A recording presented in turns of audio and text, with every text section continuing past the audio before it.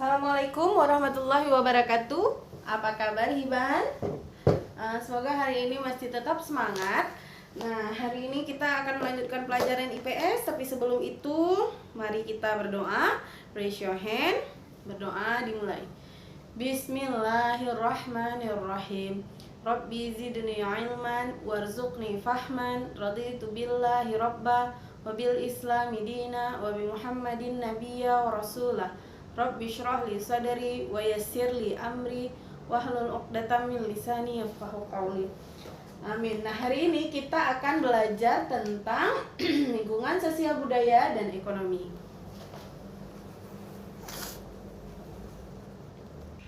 Nah, Iban boleh membuka buku halaman 146 tentang lingkungan sosial budaya dan ekonomi tentang kenakalan remaja. Nah, maksudnya yang pertama kita bahas dari lingkungan sosial budaya adalah tentang kenakalan remaja. Nah, sebelum kita bahas kenakalan remaja, kita harus tahu dulu, kita harus mengenal tentang kenakalan remaja itu sendiri. Nah, kalau di TV-TV pernah kita lihat ya, orang-orang remaja itu tawuran. Nah, mereka itu kadang-kadang nanti berkumpul mengatur strategi. Mereka melakukan yang namanya pelanggaran. Mereka tahu itu pelanggaran, tapi mereka memang melakukannya. Bahkan ada yang melakukannya efek dari faktor kesenangan semata. Tidak boleh dicontoh ya. Nah, ada contoh lagi, misalnya kita mencuri mangga. Nah, bagi sebagian anak-anak mencuri mangga merupakan suatu tantangan. Jika berhasil mencuri mangga, mereka akan dianggap hebat oleh temannya. Mereka juga tidak merasa bersalah karena udah mencuri mangga tersebut.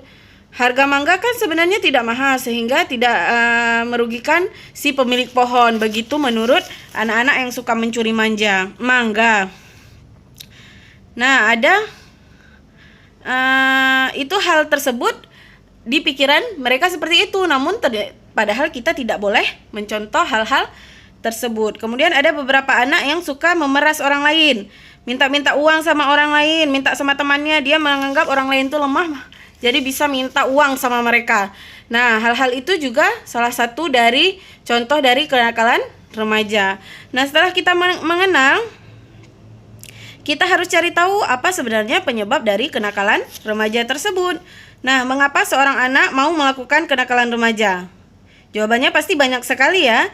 Jika seorang anak mau ikut tawuran, mungkin bisa jadi dia merasa, oh ini untuk menunjukkan rasa setia kawan nih. Atau kalau nggak mau ikut nanti dianggap nggak setia kawan, penakut, cemen, bencong, seperti itu ya. Nah, selain itu si anak juga merasa aman karena kenakalan itu dilakukan sama-sama. Padahal itu hal yang tidak boleh. Bisa aja mereka nanti ditangkap polisi. Seperti itu. Tapi karena mereka nanti kalau ditangkap polisi pun sama-sama kawan-kawan. Tapi sebenarnya hal itu tidak boleh dilakukan. Nah, banyak kenakalan remaja itu dimulai dari coba-coba ikut-ikut teman yang tidak baik. Nah, hal-hal yang harus dihindari. Makanya Allah Subhanahu wa taala mengatakan, pilihlah teman yang baik. Jadi jika mereka tidak baik, silahkan tinggalkan teman-teman tersebut. Nah, jadi kita juga sebagai anak, sebagai remaja, kita juga harus pandai-pandai memilih kawan. Jika itu berdampak buruk bagi kita, silahkan tinggalkan teman-teman tersebut. Yang selanjutnya, setelah kita mengenal, setelah kita mengetahui penyebabnya, kita baru bisa mengatasi kenakalan tersebut. Nah, masalah kenakalan remaja merupakan salah satu permasalahan sosial yang berat sekali di negara kita Indonesia. Setiap tahun jumlahnya bertambah. Ada yang pakai narkoba, ada yang tawuran, dan banyak hal lagi yang dilakukan oleh remaja. Nah, contohnya tawuran. Kita harus meyakinkan diri kita bahwa tawuran itu bukanlah perbuatan yang baik. Itu cara mengatasinya.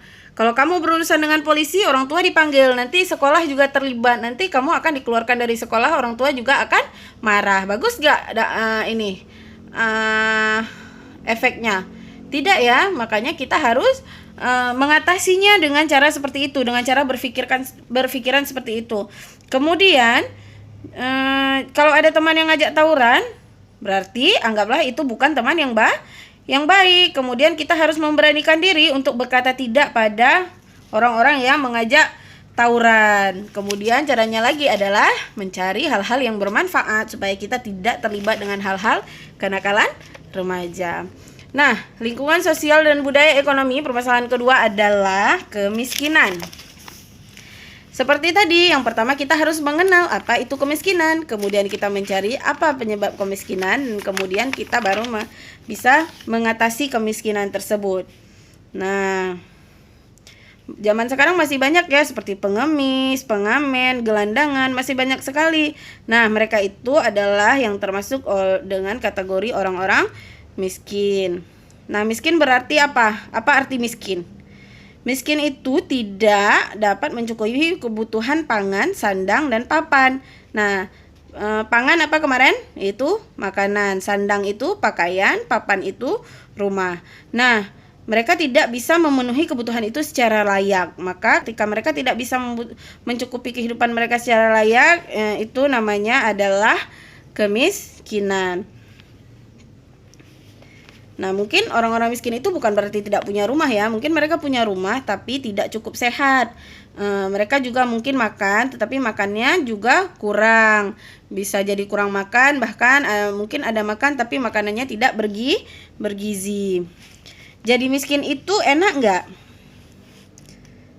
Nah, jadi nggak enak ya. Kalau kita memposisikan diri kita itu sebagai orang miskin, pasti nggak enak. Makanya jika kita mampu, kita juga harus berbagi kepada teman-teman kita yang tidak mampu, berbagi dengan orang-orang yang masuk dalam golongan kemiskinan. Nah, kemudian penyebab kemiskinan apa? Ada banyak hal ya yang menyebabkan kemiskinan. Iya, ada orang yang miskin karena malas bekerja. Ada juga yang miskin karena tidak memiliki kesempatan untuk bekerja. Nah, jadi kita harus pintar-pintar membuat kesempatan untuk diri kita agar bisa bekerja. Dengan cara bagaimana? Dengan cara memiliki skill atau kemampuan. Insya Allah kalau kita kemampuan, kita akan terhindar dari yang namanya kemiskinan. Satu lagi, kita tidak boleh malas. Kalau kita punya skill tapi kita malas, kita juga akan terperangkap ke dalam yang namanya kemiskinan. Nah, satu lagi, bencana alam juga bisa menyebabkan kemiskinan. Misalnya kita punya banyak hal, tetapi karena misalnya banjir atau tsunami atau gempa bumi dan banyak hal contoh dari bencana alam bisa menyebabkan kita kehilangan segalanya. Nah, ketika sudah kehilangan segalanya, kita masuk lagi ke dalam golongan kemiskinan. Nah, setelah kita mengenal dan mengetahui penyebab kemiskinan, bagaimana cara kita mengatasinya? Pasti banyak sekali cara untuk mengatasi kemiskinan. Nah, contohnya kalau kita adalah orang yang mampu, kita harus tolong mereka seperti yang Miss bilang tadi ya. Akan tapi jangan langsung memberikan uang kepada mereka. Nanti mereka jadi orang-orang yang malas. Bisa jadi kita bisa jadi kasih pekerjaan atau memberikan tantangan-tantangan bagi mereka untuk mendapatkan penghasilan. Nah, kalau ingin membantu mereka lepas dari kemiskinan, berarti kamu memberi sumbangan melalui badan-badan kemiskinan juga bisa. Nah, kayak Baitul Mal, pergi ke rumah yatim atau ke rumah singgah. Nah, banyak hal yang bisa kita lakukan untuk mengatasi kemiskinan secara bersama-sama. Nah, apalagi yang terjadi dalam masalah lingkungan sosial budaya, yaitu adalah kepadatan penduduk. Nah, penduduk diartikan sebagai orang atau orang-orang yang mendiami suatu tempat, kampung, wilayah, atau negeri. Penambahan penduduk yang cepat menyebabkan tingkat kepadatan penduduk menjadi tinggi. Kepadatan penduduk adalah apa? Kepadatan penduduk? Kepadatan penduduk adalah perbandingan rata-rata jumlah penduduk di suatu daerah dengan luasnya daerah tersebut dihitung dari kilometer persegi. Nah, kalau kampungnya kecil orangnya banyak, itu namanya kepadatan penduduk. Nah, Indonesia sendiri, Indonesia negara kita ini merupakan negara yang berkembang yang memiliki jumlah kepadatan penduduk terbesar nomor 1 di ASEAN dan terbesar nomor 4 di dunia. Yang pertama apa? Ada Cina, yang kedua ada India, yang ketiga ada Amerika Serikat, yang keempat Indonesia. Kebetulan Indonesia ini luas ya. Jadi penduduknya juga amat sangat banyak sekali. Nah, penyebaran penduduk Indonesia ini tidak merata, baik persebaran antar pulau ataupun antar provinsi.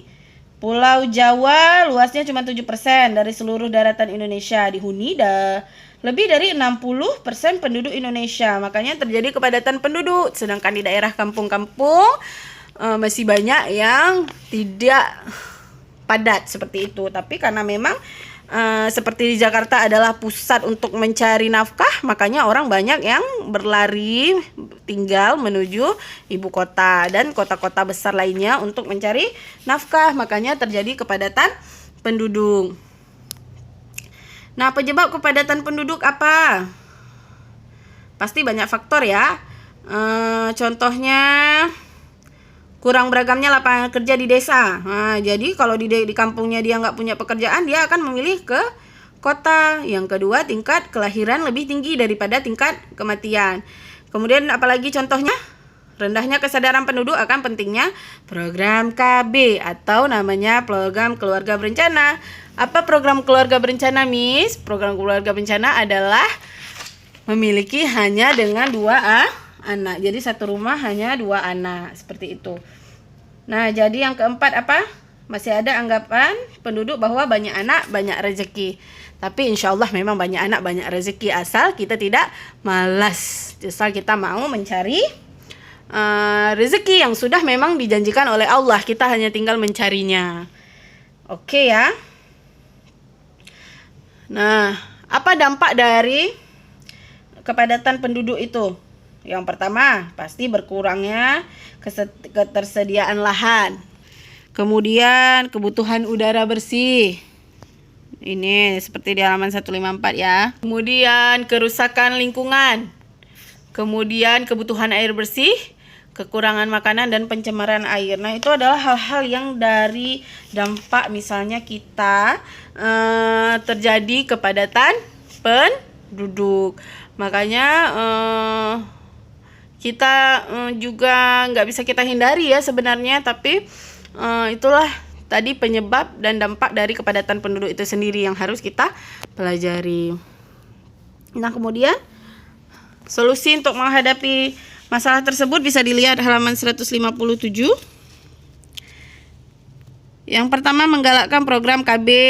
Nah, menunda pernikahan usia muda agar dapat mengurangi jumlah angka kelahiran tinggi, mengurangi kepadatan penduduk dengan program transmigrasi, yang kemudian meningkatkan produksi dan pencarian sumber makanan. Jadi hal ini mengimbangi agar jangan sampai persediaan bahan pangan tidak sebanding dengan laju pertumbuhan atau kelahiran. Jadi setiap daerah diharapkan untuk mengusahakan swasembada pangan agar tidak tergantung pada daerah lainnya. Jadi makanya kita anak-anak daerah harus menjadi pintar, harus menjadi cerdas untuk menyediakan lapangan pekerjaan sehingga kebutuhan pangan kita sendiri bisa kita cukupi.